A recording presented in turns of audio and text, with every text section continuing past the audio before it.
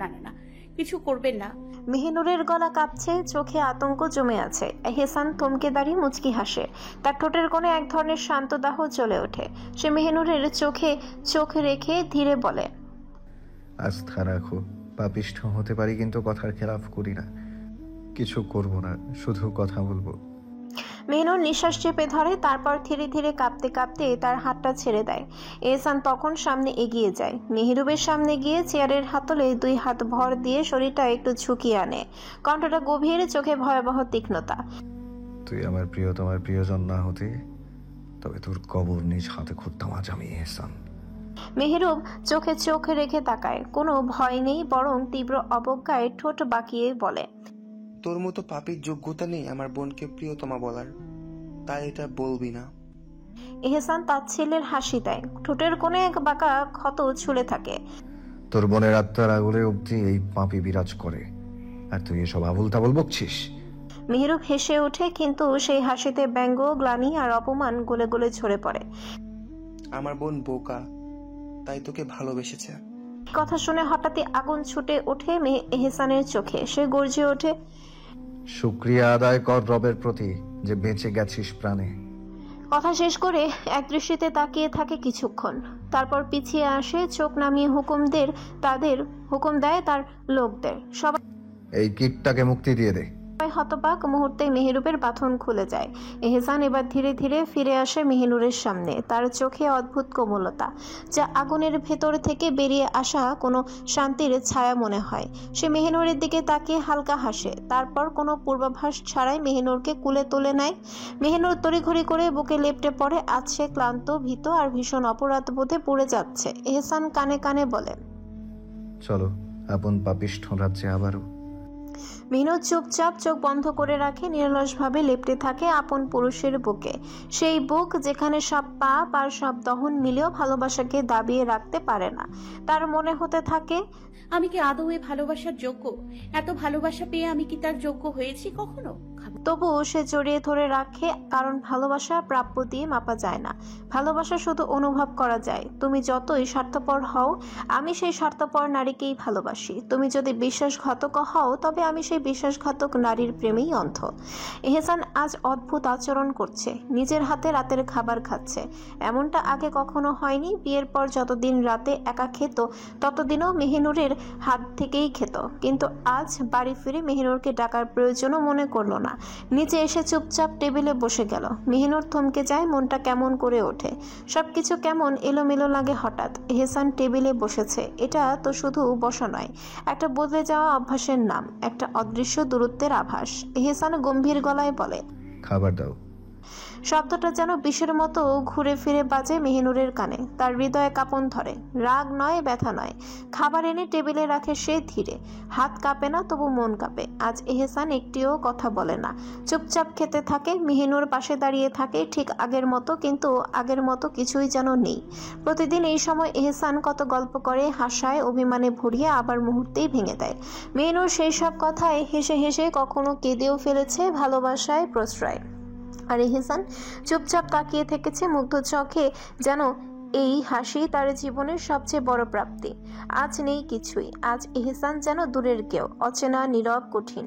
মেহিনুরের বুকের মধ্যে জমে ওঠে কান্না। সে জানে এহসান রাগ করেছে, কিন্তু এমন নীরবতায় ভরিয়ে দেবে তাকে। সে মুখ ফিরিয়ে চলে যায় রান্নাঘরে। চোখের পানি আর আটকে রাখা যায় না, চুপি চুপি চোখ মুছে ফেলে। তার ভেতরে পড়ে যাচ্ছে এহসানের এমন অবহেলায়। সে নিতে পারছে না আর। পেছনে দাঁড়িয়ে থাকা এহসান মুচকি হেসে ফেলে, নিজেকেই বলে, আমি তো তোমার রাগ অভিমান ভাঙাতেই ন্যস্ত, আজ না হয় তুমি একটু সহ্য করো। তার কণ্ঠে ক্লান্তি, কিন্তু ভালোবাসা ঝরে পড়ে। চোখে এক ধরনের বিষণ্ণতা, যা একজন ভালোবাসার মানুষের নিষ্পাপ রাগকে দেখেও সয়ে নেয়। নিজেকেই বলল, বোকা নারী, তোমার এহসান ভীষণ বেকুব। দেখো একটু কথা না বলাতেই কাঁদছে, অথচ যখন বলি তখন তো শুনতেই চায় না। খাবার শেষ করে উঠে দাঁড়ায়। আমার শেষ, তুমি খেয়ে নিও। মেহিনুর যেন তার নাম শুনেই প্রাণ ফিরে পায়। তাড়াতাড়ি চোখ মুছে বেরিয়ে আসে, চুপচাপ খাবার গুছাতে শুরু করে। এহসান বলে, খাবে না? সব রেখে দিচ্ছ যে। মেহিনুর থমকে যায়, কি করে বলবে, গলা দিয়ে কিছু নামছে না। তবু ওড়নাটা ঠিক করতে করতে বলে, খাবো, রান্নাঘরে বসেই খাবো। এহসান কিছু না বলে চলে যায় উপরে। পায়ের শব্দ যেন ধীরে ধীরে মিলিয়ে যায় দূরে। যেমন করে মাঝে মাঝে মানুষ দূরে সরে যায় মনের ভেতর থেকেও মেহনুর একা বসে থাকে রান্নাঘরে। চোখের করে জমা জল ফোটে না, ঝরে পড়ে। মেহনুর সব গুছিয়ে তারপর যায় ঘরে। ঘরে গিয়ে দেখে ঘরটা ফাঁকা, মনটাও। এহসান নেই। মেহনুর দীর্ঘশ্বাস ফেলে বাথরুমে প্রবেশ করে উঁচু করার জন্য। এহসান ঘরে নেই, বেলকনিতে দাঁড়িয়ে। মন বিষাদে ভরে গেছে মেহনুরের এমন ব্যবহারে সে অসহায়। মেহনুর বাথরুম থেকে এসে এহসানকে না দেখে ঘরে আর থাকতে পারে না। অভিমান ভুলে অনুশোচনায় ভরে ওঠে মন। সে জানে সে ঠিক ছিল, কিন্তু এমন ব্যবহারেও তো একটা সীমা আছে। তাকে বুঝতে হবে, মানাতে হবে, কিন্তু মস্তিষ্ক বলে তুমি ঠিক, তুমি পাপ করনি, কেন তুমি আগে এগোবে? আর অন্তর বলে সে যদি পাপীও হয় তবুও সে তো তোমার, তার প্রাণ তো তুমি, অবহেলায় কিভাবে থাকবে তুমি? মেহনুর কাঁপতে কাঁপতে এগিয়ে যায় বেলকনির দিকে। হাত পা কাঁপছে, বুক ধকধক করছে। তবু এহসানের মুখোমুখি হতে চায়, শান্তি চায়, ভালোবাসা চায়। নিশুতি রাতের স্নিগ্ধ বাতাসে পর্দা উঠছে ধীরে ধীরে। আকাশে ঝরে পড়ছে নরম জ্যোৎস্না। সেই আলো ছুঁয়ে যাচ্ছে মেহনুরের কাঁপতে থাকা হাত। বুকের ভেতর যেন আগুন জ্বলছে, কলিজা ধকধক করছে, পা আর চলে না। তবু নিজেকে সামলে মনের ভাঙা টুকরোগুলোকে জোড়া দিতে ব্যালকনির দিকে এগিয়ে যায় সে। হাত পা কাঁপছে, চোখে জলে জমে আছে, কণ্ঠ রুদ্ধ, গলা শুকিয়ে কাঠ। তবুও সাহস করে এহসানের পাশে গিয়ে দাঁড়ায় মেহিনুর। এহসান ধীরে মুখ ঘুরিয়ে তাকায় ওর দিকে। এক পলকেই বুঝে ফেলে সব। মেহিনুরের মুখ শুকিয়ে এসেছে, ঠোঁট ফাটছে, চোখ লাল। এহসানের কপাল ভ্রু কুঁচকে আসে। এমন অসহায় চেহারাটা সে দেখতে চায়নি। ঠিক তখন মেহিনুর হঠাৎ সামনে ঝাঁপিয়ে পড়ে, দুহাতে এহসানের পা জড়িয়ে ধরে। এহসান মুহূর্তেই অবাক, সারা শরীর হিম হয়ে আসে। মেহিনুর হাউমাউ করে কাঁদতে কাঁদতে বলে, আমায় মাফ করে দিন, দয়া করে মাফ করে দিন। বিশ্বাস করুন, আমি আপনার এসব থেকে সরিয়ে আনতে এসব করেছি। মাফ করে দিন আমায়। আমি জানি আপনি আমার উপর রেগে আছেন। মাফ করে দিন আমায়। আমি ভুল করেছি, বোকামি করেছি, ভুল করেছি। মাফ করে দিন আমায়। আমার সাথে কথা বলুন, একটা বার কথা বলুন। বাড়ি আসার পর কথা বলছেন না কেন? আমি আপনার অবহেলা নিতে পারবো না। দয়া করুন আমায় মাফ করে দিন। এহসান চোখে মুখে বিস্ময় নিয়ে তাকিয়ে থাকে ওর দিকে। অমন বেকুবের মতো কাণ্ড এমনভাবে ভেঙে পড়বে এটা সে কল্পনাও করেনি। পা ছাড়ানোর চেষ্টা করে সে, কণ্ঠে তাড়াহুড়ো আর বিস্ময় মেশানো সুর। উঠো, কি করছো তুমি? এই পাগলি, এমন করছো কেন? উঠো। কিন্তু মেহিনুর তো নাছোড়বান্দা, পা ধরে আছে শক্ত করে। মাফ না পাওয়া পর্যন্ত উঠবে না ঠিক করেছে। কান্নায় গলা কাঁপে তার। না, আপনি মাফ করলে উঠবো। বলুন, মাফ করছেন? এহসানের বুকের ভেতর ঢেউ খেলে যায়। এমন অবুঝ পাগলামি! অথচ সে যদি জানতো এহসানের তার প্রতি অবহেলা, তো দূরের কথা, সামান্য বিরক্তিও আসে না। বুক ভার হয়ে আসে। অনেক কষ্টে মেহিনুরকে ধরে দাঁড় করায় এহসান। মেহিনুর মাথা নিচু করে দাঁড়িয়ে থাকে, টুপটাপ করে কান্না গড়ায় ওর গাল বেয়ে। শিশুর মতো ফুপিয়ে ফুপিয়ে কাঁদে। মাত্র 1 ঘন্টা কথা বলেনি সে, এই তার অবস্থা। অথচ এই মেয়েটাই, এই মেহিনুরই একসময় তার মৃত্যু কামনা করেছে। তখন তো বুঝে উঠতে পারেনি এই পুরুষ ছাড়া সে নিঃশ্বাসও নিতে পারবে না।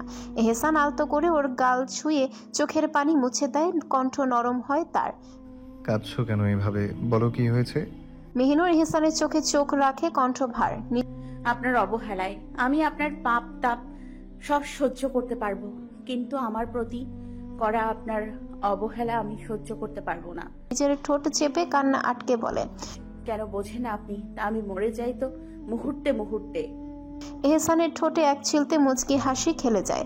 একটানে প্রিয় নারীটিকে নিজের বুকে চেপে ধরে, যেন সে তার সমস্ত পৃথিবী। মেহিনুর আঁকড়ে ধরে এহসানকে কাপা কাপা হাতে। এই পুরুষ ছাড়া সে বাঁচবে না, জানে সে। এই পুরুষ পাপী, তবুও তার ভালোবাসা ভয়ঙ্কর। সে ভালোবাসাতেই আজ এই মেয়েটা এত বাজেভাবে জড়িয়ে গেছে। নীরবতায় ভরে যায় চারিদিক। এক পাশে রাতের বাতাস আর অন্য পাশে বুকের ভেতর উথাল পাথাল ভালোবাসা। মেহিনুর ফুপিয়ে উঠে বলে, খুব রাগ করেছেন তাই না আপনি আমার উপর? এহসান ফিসফিসিয়ে জবাব দেয়, তোমার প্রতি আমার কোনোদিনও কোনো রাগ অভিযোগ নেই প্রিয়তমা। তোমার প্রতি আমার যা আছে তা হলো ভালোবাসা, শুধু ভালোবাসা, তীব্র ভালোবাসা। মেনুর আবারও কেঁদে ওঠে। এই পুরুষ এত ভয়ঙ্করভাবে ভালোবাসতে জানে। বিয়ের পর থেকে কত কষ্টই না দিয়েছে সে, তবুও ভালোবেসে গেছে তাকে। বিনিময়ে কিছু চাইনি। এহসান মেহিনুরের মাথায় আলতো করে হাত বুলিয়ে দিতে দিতে বলে, কাঁদো, যত ইচ্ছে কাঁদো। মনে রেখো, আবার এই বক্ষস্থল শুধু তাই এই বুকেই তোমার মনের সব ক্ষোভ কেঁদে বিসর্জন দাও। মেহনুর ঢোক গিলে বলে, আপনার প্রতি আমার কোনো ক্ষোভ নেই, আপনার প্রতি। তবে বাকিটা আর বলতে পারে না। ঠোঁট কেঁপে ওঠে, গলা ভারী হয়ে আসে। আবারও ফুপিয়ে কেঁদে ওঠে। সে ভালোবাসার কথা বলবে না, পারবে না। বললেই নিজের প্রতি ঘৃণা বেড়ে যাবে আরো। রাতের নীরবতা এখনো ভেঙে যায়নি। জ্যোৎস্না এখনো ছুঁয়ে যাচ্ছে ব্যালকনির কার্নিশ। বাতাসের শীতলতা হালকা কাঁপিয়ে দিচ্ছে মেহিনুরের চুলের খোপা। দুজনে নিঃশব্দে দাঁড়িয়ে একটানা হৃদয় বিহবলতার মধ্যে। এহসান মুচকি হাসে, ঠোঁটের কোণে চিরচেনা সেই ব্যঙ্গ রস। যাকে এত ঘৃণা করো তার জন্য এত কান্না? তারপর মেহিনুরের মাথায় হাত বুলিয়ে দিতে দিতে বলে, পাপিষ্ঠদের জন্য কাঁদতে হয় না প্রিয়তমা, তাদের ঘৃণা করতে হয়, ঘৃণা। পলক থেমে আবারও বলে, তুমি নিজেই তো বলেছিলে, তাহলে এখন কেন কাঁদছো? তুমি না হয় আমায় ঘৃণা করো? মেহিনুর আর নিজেকে আটকে রাখতে পারে না। শক্ত করে জড়িয়ে ধরে এহসানকে, যেন এই বুকে তার আশ্রয়, তার পরিত্রাণ। আমি আপনায় আর আপনার নিকৃষ্টতাকে ভীষণ ঘৃণা করি, ভীষণ। কিন্তু আপনায় ছাড়া আমি নিঃস্ব, তাই আপনাকে আমার চাই। এহসান মুচকি হেসে মাথা নাড়ে, হালকা দৃষ্টিতে দেখে মেয়েটার চোখের গভীরতা। যাকে ভালোবাসো না তাকে আবার কেন চাও বেকুম নারী? মেহিনুর সোজা সাপটা নির্দ্বিধায় জবাব দেয়, আমি এত কিছু জানি না, আমার শুধু আপনাকে চাই, শুধু আপনার ঘৃণা করলেও আমি আপনায় চাই, ভালোবাসলেও চাই। আমার শুধু এহসান তালুকদারকেই চাই, শুধু তাকেই চাই। আমি মৃত্যু অবধি তার আত্মার আগুলে থেকে যেতে চাই। তার কথাগুলো যেন হাওয়ায় না ভেসে গিয়ে গেঁথে যায় এহসানের হৃদয়ের গভীরে। এহসান মেহিনুরের কোমরে নিজের দুই হাত রাখে। হঠাৎ স্পর্শে কেঁপে ওঠে মেহিনুর। এহসান নিজের হাত শক্ত করে বলে, মাহজাবিন মেহনুর, আপনার আবদার মঞ্জুর হলো। আপনি এই পাপী এহসান তালুকদারের আত্মার আগুরে ইহকালে পরকাল অবধি থেকে যাবেন। মেহিনুর আলতো হেসে ওঠে। এহসান আবার বলে, এই এহসান তালুকদার শুধু মাহজাবিন মেহনুরের, শুধু তাহার। এই এহসান তালুকদার নিজের জীবন নিজের ইচ্ছে সঁপে দিলেন তাহার বেগমের হাতে। মেহিনুর তখনও এহসানের বুকে মাথা রেখে বলে, তাহলে এই মাহজাবিন মেহনুরের জন্য ছাড়তে পারবেন আপনার সব পাপ? এহসান মুচকি হাসে। সে জানতো তার বেগম ঠিক এই প্রশ্নটাই করবে। সে মেহিনুরকে নিজের বুকে জড়িয়ে ধরে, যেন আর কিছুতেই ছাড়বে না। এই এহসান তালুকদার যতদিন বাঁচবে ততদিন সে তার পাপ পবিত্র উভয় অস্তিত্ব নিয়েই বাঁচবে। মেহিনুরের ভেতরটা শূন্য হয়ে আসে, কিন্তু তবুও সে এহসানকে শক্ত করে জড়িয়ে ধরে। সে পরিশেষে এই বুকেই থাকতে চায়, এই বুকেই। মেহিনুর মাথা তুলে এহসানের বুক থেকে। এহসান দুই হাতে যত্নে মুছে দেয় তার চোখের পানি। তারপর মেহিনুরের গালে হাত রেখে আদুরে গলায় বলে, একটু হলেই এত কাঁদো কেন? বারণ করেছি না একদিন না কাঁদতে?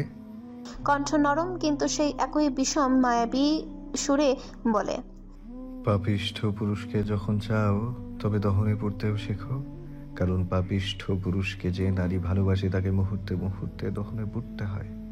মেহিনুর তখন এহসানের দিকে এক দৃষ্টি ছুড়ে দেয়। দূষিত নয়, ভয়ঙ্কর নয়, বরং এমন এক মায়াময় দৃষ্টি যা উল্টো এহসানকে নিঃশ্বাস আটকে দেয়। এহসানও তাকিয়ে থাকে তার আপন নারীর ওই ভয়ঙ্কর সুন্দর আখি জোড়া পানে। এই চোখের মায়া তাকে মুহূর্তে মুহূর্তে ঘায়েল করে ছাড়ে। এহসান নিজের বুকের দিকে একবার তাকায়, যেন ঠিক করে নিচ্ছে নিজেকে। তারপর ফের মেহিনুরের দিকে তাকিয়ে নিজের বুকের ওপর আঙ্গুল রেখে বলে, তোমার এই চোখের চাহনি আবার এই পাপিষ্ঠ বুকের বাঁ পাশে যখন বিধে, তখন আমার দুনিয়া স্তব্ধ হয়ে ওঠে। আমি নিজেকে হারিয়ে ফেলি, আমি নিঃস্ব হয়ে যাই তোমার আখি পানে। এ কেমন ভয়ঙ্কর সুন্দর তোমার চাহনি! মেহিনুর ধীরে পায়ের তালুতে ভর করে একটু উঁচু করে এহসানের গলায় হাত জড়ায়। এহসান মুচকি হেসে ভ্রু কুচকে তাকায় ওর পানে। মেহিনুর নিঃস্বার্থ চোখে কিছু মুহূর্ত এহসানের চোখের দিকে এক দৃষ্টিতে তাকিয়ে থাকে। অতঃপর মুখ এগিয়ে নিয়ে প্রথমবারের মতো সে নিজে এহসানের ঠোঁটে নিজের ঠোঁট ডুবিয়ে দেয়। এহসান চোখ বুজে নেয় সাথে সাথে। হাত এগিয়ে মেহিনুরের চুলের খোপা আঁকড়ে ধরে। তারপর আপন নারীর আপন অথরে নিজেও ডুবে যায়। মেহরুবের বুকে মাথা রেখে শুয়ে আছে নুরি। চোখে ঘুম নেই তার। ভেতরে ভেতরে আলোড়ন উঠছে একটার পর একটা। মেহরুব সব খুলে বলেছে তাকে এহসানের ভয়ঙ্করতা, আর সেই অন্ধকারে যে তার আপন বোন ডুবে যাচ্ছে ধীরে ধীরে। এসব ভাবতে ভাবতেই স্তব্ধ হয়ে গেছে নুরি। এতটা ভয়ঙ্কর এক পরিস্থিতি বিশ্বাস করতে কষ্ট হচ্ছে। মেহরুব নরম হাতে নুরির মাথায় হাত বুলিয়ে দিচ্ছে। কণ্ঠটা প্রশান্ত, কিন্তু সুরে লুকানো এক গভীর চিন্তা। কাল থেকে তোর মাদ্রাসায় পরীক্ষা নুরি, এসব নিয়ে এখন ভাবিস না, মনটা পড়ার দিকে রাখ। নুরি ধীরে মাথা তোলে, বড় বড় চোখে মেহরুবের দিকে তাকায়। কিন্তু আমার আপি, উনি কিভাবে থাকবে এত পাপী এক মানুষের সাথে? মেহেরুপ নুরির মাথায় নিজের বুকের সাথে জড়িয়ে ধরে। হাতটা তার চুলে চুলে ঘুরছে ধীরে। চিন্তা করিস না, আমি জানি এসব তালুকদার যতই পাপ করুক নিজের বেগমকে সে ভীষণ ভালোবাসে। নুরি দীর্ঘশ্বাস ফেলে, চোখে তীব্র এক ক্লান্তি। হয়তো হয়তো তাই তো আপনাকে কিছু করিনি। মেহেরুপ এবার নুরিকে ধীরে বালিশে শুইয়ে দেয়। তার দিকে তাকে মুচকি হেসে বলে, তুই কি চাস আমার কিছু হোক? ভেতরটা ধক করে ওঠে নুরির। এই পুরুষ কি বলছে সে? নুরি আর এক মুহূর্ত সহ্য করতে পারে না। ছট করে ওঠে, মেহেরুবকে নিজের বুকের সাথে শক্ত করে জড়িয়ে ধরে ফেলে। আমি স্বপ্নেও চাই না আপনার যদি কিছু হয়, আপনার নুরি ফুল যে চিরতরে ঝরে যাবে।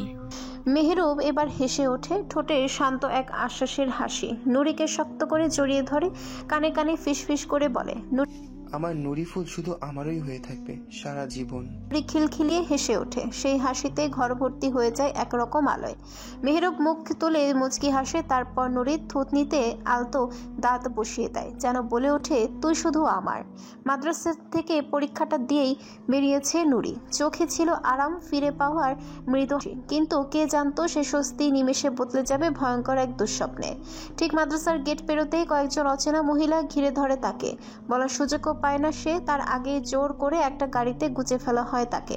চিৎকার করার আগে এক ধরনের গন্ধ, চোখের সামনে সব কুয়াশা, সব শব্দ মিলিয়ে গেল। তার জ্ঞান হারিয়ে গেল। চোখ খুলে যখন তখন নিজেকে আবিষ্কার করে একটা অন্ধকার ঘরের মাঝখানে চেয়ারে বাঁধা অবস্থায়। চোখের পাতায় এখনো ভার। সে গুমিয়ে ওঠে। চারপাশটা অচেনা, ঘরের দেয়াল, ঘোলাটে বাতাস, গন্ধ, সবকিছু নতুন, ভয়ঙ্কর। তার গলা শুকিয়ে আসে। ভয় এমনভাবে জমে উঠেছে শরীরে, যেন বুকের ভেতরটা পাথর হয়ে গেছে। কে তাকে এখানে এনে ফেললো? কেন আনলো? তার মেহেরুব ভাই কোথায়?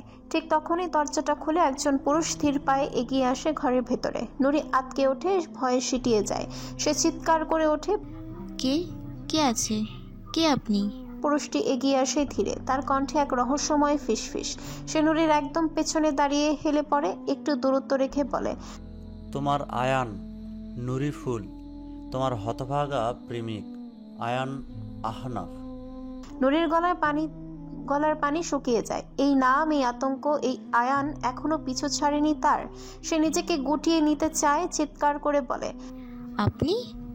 আপনি আমায় এখানে কেন এনেছেন? আয়ান একটু দূরে গিয়ে দাঁড়ায়। তার চোখে স্পষ্ট পুঞ্জীভূত পাগলামি। সে বলে, শুনেছি তুমি এখন চুটিয়ে সংসার করছো তোমার মেহরুবের সাথে। নুরি চোখ কাঁপে, গলাটা রুক্ষ হয়ে আসে। আপনি আমায় কেন এনেছেন এখানে? আয়ান ঠান্ডা গলায় জবাব দেয়, নুরি তোমায় বিয়ে করতে, নিজের করে নিতে। কাঁপা কণ্ঠে বলে, একজন পুরুষের আপন নারী, আমায় যেতে দিন, আমায় ভুলে যান। আয়ান হেসে ওঠে, একটা বিকৃত হাসি। তার ঠোঁটের কোণে পাগলামি ফুটে ওঠে। নুরি চিৎকার করে ওঠে, খবরদার, এমন কথা মুখেও আনবি না আয়াত। আমি শুধু আমার স্বামীর, আমি শুধু আমার পুরুষের। আয়ান তাচ্ছিলের হাসি দিয়ে তার চোখে আগুনের শিখা। যা বলার বলো এখন, আর কিছুক্ষণ পরেই বিয়ে করে তোমায় হালাল করে নেব। তোমার প্রতি ভালোবাসায় যে দহনে পুড়েছি এত বছর, সেই দহনে এবার তোমায় পুড়িয়ে ছাই করে দেব। নুরি কাঁপে, পুরো শরীরটা আতঙ্কে জমে যায়। সে জানে এটা সত্যি হলে তার বাঁচার আর কোনো পথ নেই, শুধু আত্মহত্যা। সে একমাত্র উপায়। সে তো শুধু এই এক পুরুষের, শুধু তার মেহেরুব ভাইয়ের। এই কলঙ্কের আগুনে সে নিজেকে পোড়াতে পারবে না। তার চোখে বেয়ে অশ্রু গড়ায়। সে করজোড়ে কাঁদতে কাঁদতে বলে, আমায় ছেড়ে দিন, আমি এক পুরুষের নামেই মরতে চাই। আমায় এত বড় কলঙ্কের রঙে রাঙাবেন না। আয়ান এগিয়ে এসে নিচু গলায় বলে, কেঁদো না নুরিফুল, তোমার চোখের পানি মুছে দেওয়ার অধিকার এখনো আমি পাইনি যে। তারপর একটু থেমে বলে, তুমি আমার নামেই বাঁচবে। আয়ান আহনাফের কলঙ্কের রাঙবে নুরিফুল। নুরি এবার আর নিজেকে ধরে রাখতে পারে না। সে হাউমাউ করে কেঁদে ওঠে। একটা আর্তনাদ, একটা আত্মা ছিঁড়ে ফেলার মতো কান্না, নিজের ইজ্জত বাঁচানোর কান্না, নিজের অস্তিত্বকে আগুনের হাত থেকে রক্ষার আকুতি। সে জানে না এই ভয়ঙ্কর দুঃস্বপ্নের শেষ কোথায়। সে জানে না আয়ানের এই পাগলামির থামা আছে কিনা। তবে সে জানে সে এক পুরুষের, শুধু তার মেহেরুব ভাইয়ের। বিকেল যেন অসহ্য ক্লান্তির ভারে নুয়ে পড়েছিল। মেহেরাজ হাসপাতাল থেকে বেরিয়ে পড়েছিল ঘরে ফেরার উদ্দেশ্যে। সারাদিনে টানা অপারেশনের শেষে শরীরটা ভেঙে পড়েছিল প্রায়।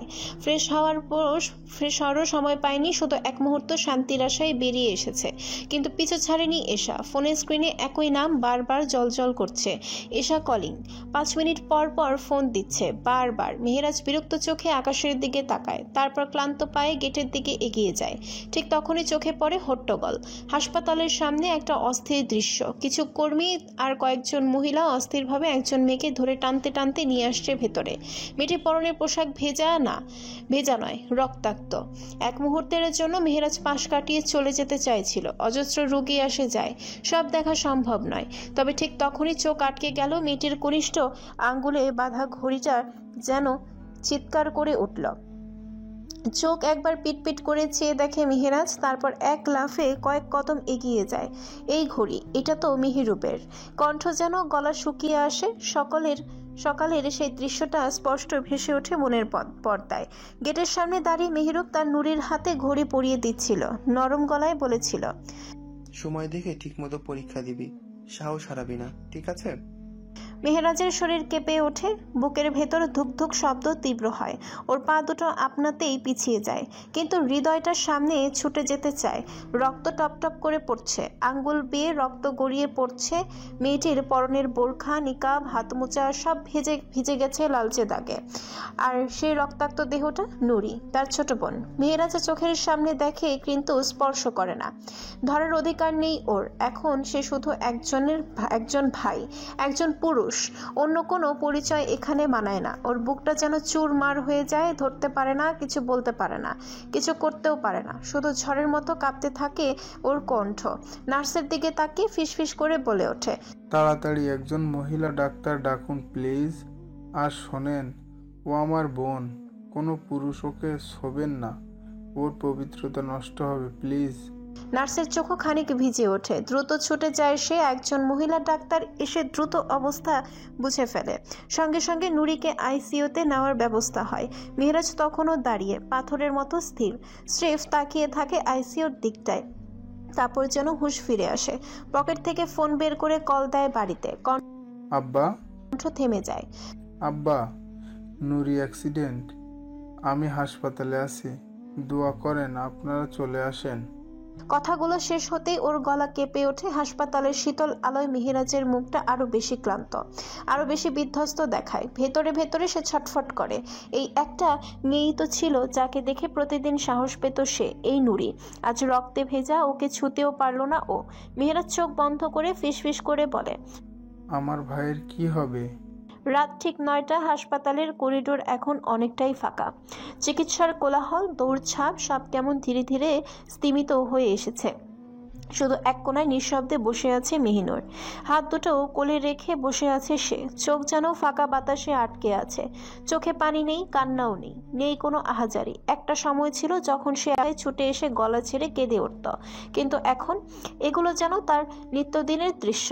প্রতিদিন একটা করে মৃত্যু, প্রতিদিন একটা করে কান্না, প্রতিদিন কেউ না কেউ হারিয়ে যাচ্ছে। আর সে একা একা সেসব দেখে দেখে এক প্রকার মানসিক মৃত্যুতে ঢুকে পড়েছে। তার ভেতরে কেবল একটাই প্রশ্ন ঘুরপাক খাচ্ছে, কেন হচ্ছে এসব? কারা করে এসব? এত নিষ্ঠুরতা কেন? তাকে তো কোনোভাবেই থামানো যাচ্ছে না। সে যেন আর মানুষ নেই, একটা পাগল হয়ে গেছে। নুরির অপারেশনের সময় সে চোখের জলে ভিজিয়ে ফেলেছিল পুরো করিডর। সবাই তাকে বাধা দিয়েছিল, ডাক্তাররাও তাকে থামাতে চেয়েছিল, কিন্তু সে থামেনি। একটাই কথা বলেছিল, আমার নরিফুল আমার চোখের তারা, আমি ওর পাশে থাকবো, ওকে দেখবো। ডাক্তারের ঘর ভর্তি ছিল মহিলাদের দিয়ে, কিন্তু তাতে কিছু আসে যায়নি তার। নিজেও একজন ডাক্তার হয়েও সে ভুলে গিয়েছিল পেশাদারিত্ব, কারণ সেই মুহূর্তে সে কেবল একজন স্বামী, একজন পাগল প্রেমিক। নুরির অবস্থা ভালো না। অতিরিক্ত রক্তক্ষরণে তার জীবন এখন ভীষণ ঝুঁকিতে। ডাক্তাররাও নিরুত্তর, চোখে কেবল ক্লান্তি আর দুশ্চিন্তার ছায়া। মেহেরাজ অনেক চেষ্টায় মেহেরুবকে ধরে রেখেছে। মেহেনুর তাকে বোঝাতে বোঝাতে নিজের বুকে ব্যথা আবারও অনুভব করেছে, কারণ সেও তো একদিন নিজের জীবন নিয়ে এই হাসপাতালের এক কোনায় বসে কেঁদেছিল। তাদের চোখে চোখ পড়তেই দুইটা বিষাদ ভরা আত্মা একে অপরকে চিনে নেয়। ব্যথা চেনার জন্য রক্তের সম্পর্ক লাগে না, একটুকু অনুভব যথেষ্ট। নুরির বাবা শুরুতে ভীষণ শক্ত ছিলেন, সবার সামনে নিজেকে ধরে রেখেছিলেন, কিন্তু যখন মাগরিবের নামাজের দাঁড়ালেন, মোনাজাতে মেয়ের নাম উচ্চারণ করলেন, তখন আর পারেননি। হে আল্লাহ, আমার মেয়েটাকে ফিরিয়ে দাও। একবার শুধু চোখ মেলে তাকাবো সে। এই ধোয়ার মাঝেই হঠাৎ মসজিদের ভেতরে পড়ে যান তিনি।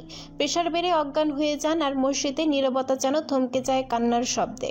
নুরির মা তো ভেঙেই পড়েছেন। সন্তানের যন্ত্রণা কখনো কোনো মা সহ্য করতে পারে না। তার কান্না যেন বাতাসে কাঁপিয়ে দেয়। আর দাদিজান চোখে হাত দিয়ে চুপ করে বসে আছেন। চোখে শুধুই স্মৃতি, শুধুই প্রিয় মুখখানা ভেসে ওঠা। আর মেহরুব, সে কেবল এক কথাই বলে যাচ্ছে বারবার, পাথরের মতো মুখে ফাটা কণ্ঠে, আমার নুরি ফুলের যদি কিছু হয়ে যায় আমি ধ্বংস হয়ে যাব। আমি থাকবো না এই পৃথিবীতে। সে মেহেনুরের পাশে বসে আছে, চোখে আগুন আর পানি একসাথে ঝরছে। চোখের সামনে ভেসে উঠছে তার নুরি ফুলের সেই মুচকি হাসি, যেটা একসময় তার সমস্ত অন্ধকার মুছে দিয়েছিল। আর এখন সেই মুখটাই রক্তে ভেজা, নিস্তেজ, নিস্পন্দন। মেহেনুর মাথা তুলে তাকায় ভাইয়ের দিকে, একটা দীর্ঘ নিঃশ্বাস নেয়, ভেতরে ভেতরে ভাবে, পুরুষদের ভালোবাসা এত ভয়ঙ্কর হয় বুঝি? যারা রাস্তায় রক্তপাত দেখে মুখ ফিরিয়ে নেয়, তারা প্রিয়তমার এক ফোঁটা কষ্টে সব ভেঙে পড়ে। সে ধীরে ধীরে হাত বাড়িয়ে মেহেরুবের গাল বেয়ে নেমে আসা অশ্রু মুছে দেয়, নরম অথচ দৃঢ় কণ্ঠে বলে, চিন্তা করো না ভাইজান, তোমার নুরি ফুল তোমারই থাকবে ইনশাল্লাহ। আল্লাহ আছেন। তুমি কি জানো না, তিনি আমাদের কখনো ভুলে যান না। মেহরুব কিছু বলতে যাবে, ঠিক তখনই করিডোরে হেঁটে আসে এহসান। হাঁটার ভঙ্গিতে ছিল অস্থিরতা, চোখে জ্বলন্ত আগুন। সে এসেই উচ্চস্বরে গর্জে ওঠে, যে নুরিকে এমন করেছে তাকে খুঁজে পেয়েছি আমি। এবার বলো, বিচার কে করবে? ওর বাপ নাকি ওর স্বামী? মেহরুব যেন বিস্ফোরণ ঘটিয়ে উঠে দাঁড়ায়। তার চোখ দুটো রক্তবর্ণ হয়ে গেছে রাগে। সে গর্জে ওঠে, ওর স্বামী আমি। ওই হারামের বিচার আমি করব, নিজের হাতে করব। আমি তার জীবন শেষ করে দেব। তার কণ্ঠস্বর বজ্রপাতের মতো গর্জে ওঠে। চারপাশ মুহূর্তেই নিস্তব্ধ। এহসান ধীরে ধীরে তার দিকে এগিয়ে আসে। পাশে বসে থাকা মেহেনুর মাথা নিচু করে নীরব নিথর, যেন দুঃখের ভারে চুপসে যাওয়া এক ফুল, যার উপর ঝড় বয়ে গেছে, অথচ সে কাঁদছে না। এহসান মেহরুবের সামনে এসে থামে, ধীরে তার কাঁধে হাত রাখে। মেহরুব ঘাড় ঘুরিয়ে হাতটার দিকে তাকায়, চোখে আগুন, নিঃশ্বাসে আগুন। মারতে হলে ভয়ঙ্কর ভাবে মারতে হবে। এহসানের গলায় দৃঢ়তা, নয়তো তার দায়িত্ব আমার লোকজন নেবে। আমরা স্বীকার করি নিঃশব্দে, কিন্তু ছায়া লেপটে থাকে শরীর জুড়ে। মেহরুবের কপাল রগ ফুলে ওঠে, দাঁত কিরমির করে সে বলে, ভয়ঙ্করের চেয়েও ভয়াবহ রূপ নিতে রাজি আমি। আমার হাতেই চাই বিচার। এহসানের ঠোঁটে এক রহস্যময় মুচকি হাসি খেলে যায়। তাহলে তৈরি হ, অল্প কিছু সময়ের মধ্যে আমরা রওনা হব। রক্ত মুছে ফেলবো সম্মানের। এরপর তার চোখ স্থির হয় এক কোণে। চুপচাপ বসে থাকা মেহিনুর। তার পাশ থেকে কিছুটা দূরে বসে আছে এশা। এহসান ধীরে হাঁটতে থাকে বোনের দিকে। এশার পাশে মেহেরাজ বসে আছে, কোনো এক ফাইল নিয়ে ব্যস্ত, হয়তো জগতের কোনো হিসাব। কিন্তু এই মুহূর্তে এহসানের কাছে সবকিছু মিথ্যে। এশার সামনে যেতেই সে উঠে দাঁড়ায়, মাথা নিচু করে সালাম দেয়। আসসালামু আলাইকুম ভাইজান। তীক্ষ্ণ চাহনিতে কিছু মুহূর্ত তাকিয়ে থাকে এহসান। তার ছোট্ট এশা আজ কত বড় হয়ে গেছে, সংসার হয়েছে, জীবন হয়েছে, কিন্তু ভাইয়ের চোখে সে আজও সেই ছোট্ট মেয়ে, যার মাথায় বেনি ছিল, চোখে স্বপ্ন ছিল। এহসান হাত বাড়িয়ে দেয়, তার এশা ঝাঁপিয়ে পড়ে ভাইয়ের বুকে। কতদিন পর দেখা, কতদিন পর এই আপন ছোঁয়া। কপালে আলতো করে ঠোঁট ছোঁয়ায় এহসান বলে, ওয়ালাইকুম আসসালাম, কেমন আছিস?